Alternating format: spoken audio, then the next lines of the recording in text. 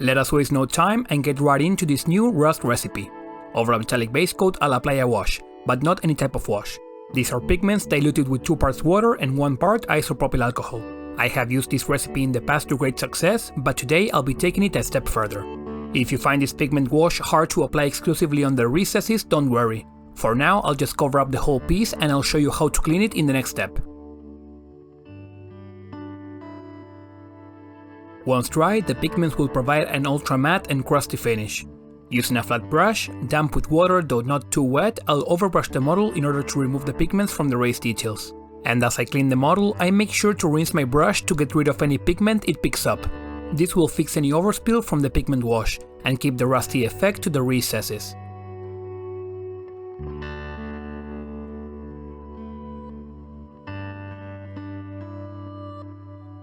So far so good, but it is time to take the recipe to the next level, by combining the pigments with acrylic paints. Onto my previous mix, I'll add both dark rust acrylic as well as a couple more drops of water and IPA. Apart from being darker, this new wash will be more stable, and provide a more uniform look thanks to the mediums in the acrylic. Yet by being slightly transparent, this layer will get affected by the work underneath, which we'll have a look at once it dries. But for now, I'll cover up all the metallics once more.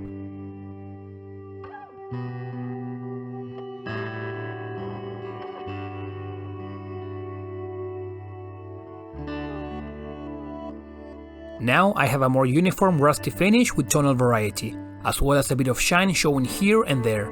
I have also recreated this process on a model without the metallic base coat primed in black, for you to have a better look of what these steps have created together.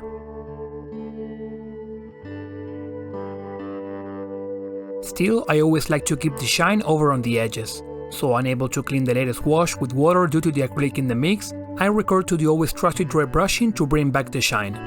The finish as it was would have been great for scenery or basing, maybe abandoned factory vibes, but since I'm painting armor which while old still sees use, I'll keep the effect to the recesses.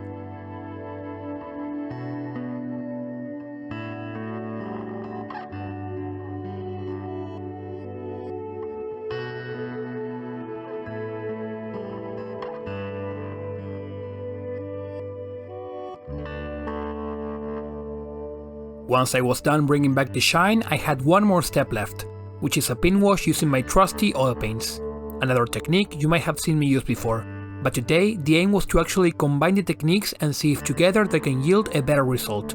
The oil paints, due to their low surface tension, will run through the recesses by themselves, leaving the raised details untouched.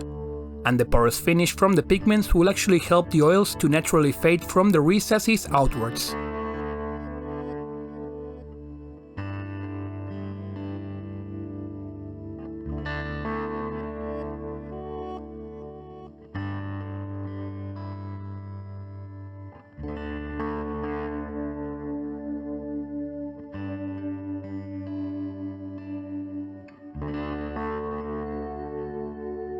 Once dry, the rusty armor left is a look I have never achieved before, being someone who has experimented with acrylics, pigments and oils. Thank you for watching the video till the end. If you found it helpful, consider leaving a like, subscribing or sharing it with a friend. Any questions you may have are always welcome in the comments.